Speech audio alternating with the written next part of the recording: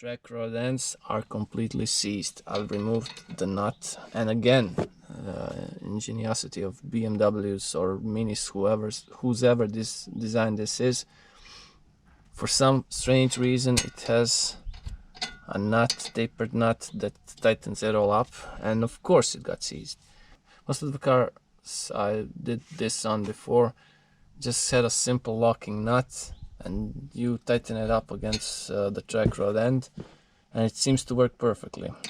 I'm afraid I will have to cut them off, and I don't have spare ones, and auto parts don't work, and I just that tomorrow is a holiday and I'm going off for a vacation, so quite a tricky situation. Hopefully we will think of something.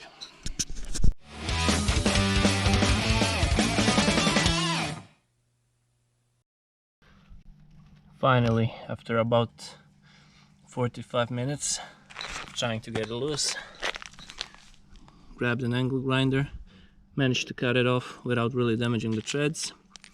These are the pieces I cut off, and then finally managed to turn it to one side and get it off completely. As I said, minimal damage to the threads, so inner tie rod should be usable. Now I have to do this on the left side. The worst thing is, as I said, it's a bad design. 2002, 2001 Minis don't have a sliced open tie rod end, but the complete one, and I never had a problem on my Mini like this. So now I'll try to take off one of the tie rod ends from the Silver Mini and fit them here. If they fit, I'm going with that design because it's better. I'll also show you one day the upper mounts on pre-2003 Mini facelift that it received on the front end. The mounts are actually better than on this one, and I'm pretty sure they don't cause mushrooming as the newer ones do. So good job, BMW, good job. And now for the left side, first off we'll take the ball joint off.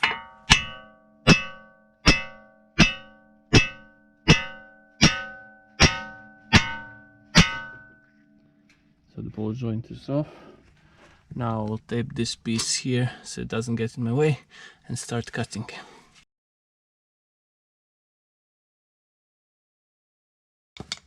Okay, let's cut this.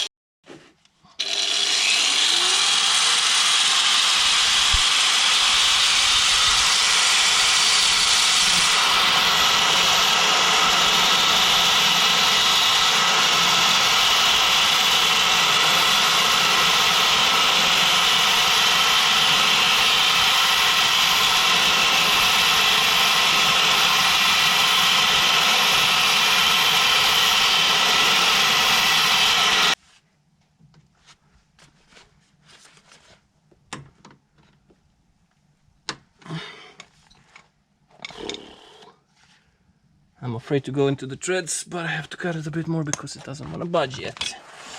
Okay, so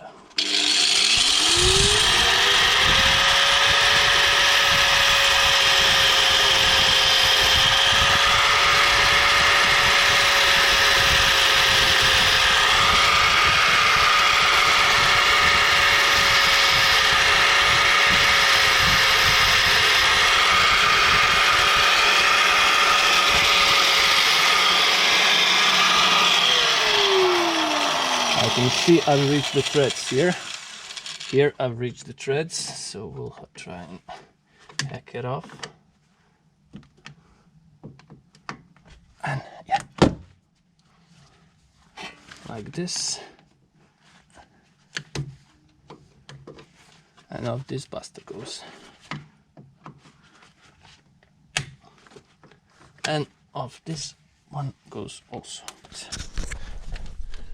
As you can see, threads are practically intact, so they will work.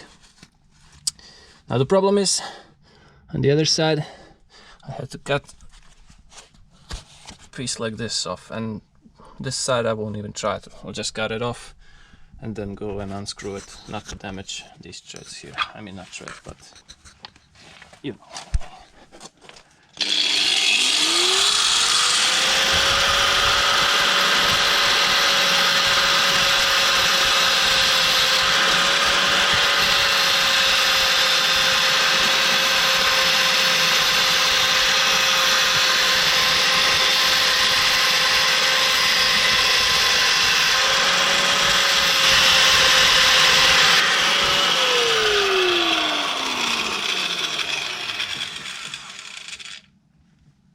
Well, it looks like it's near its breaking point,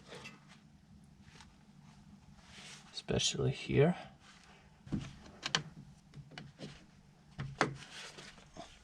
When doing this, patience is a virtue. And to be honest, on the other side, I was a lot more patient, so...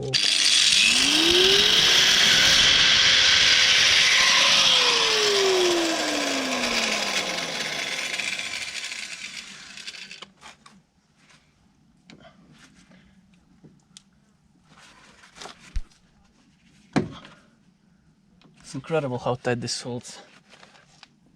I mean,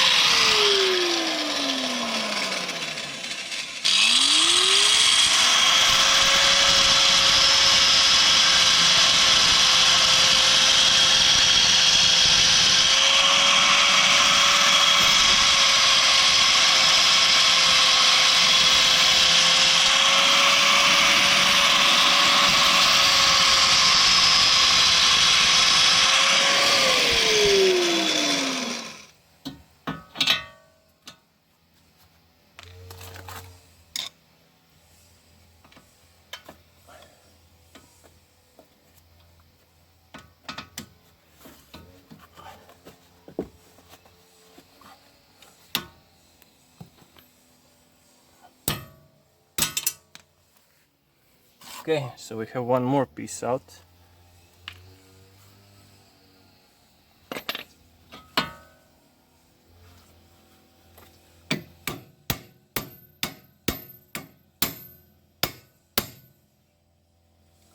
This one needs a tiny bit more cutting. Yes, I still haven't cut it enough. Just a bit, tiny bit more.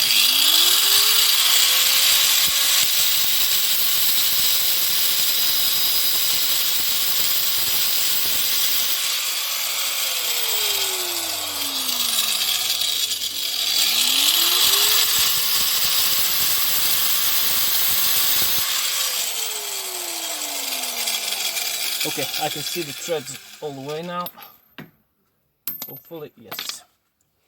Oh baby.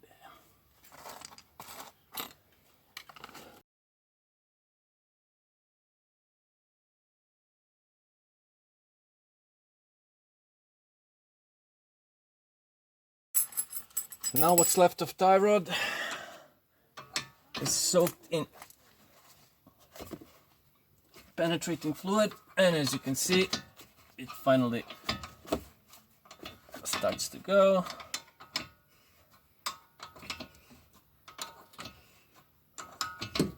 And that's it. One knackered tie rod of the car. Tie rod end, I mean. Even though the new ones won't be arriving for a few days, so that means I shall put it back on the car. And that's it. That's how you can remove stuck or seized tie rod end from an R53 or R50 Mini, even an R52. Now, all joking aside, this is a pretty long job and pretty fiddly, so you need to watch out not to damage everything, and just take it easy, step by step, until you reach tie rod being able to turn into a tie rod end. So, well, hope this was helpful. As always, hope to see you in the next one.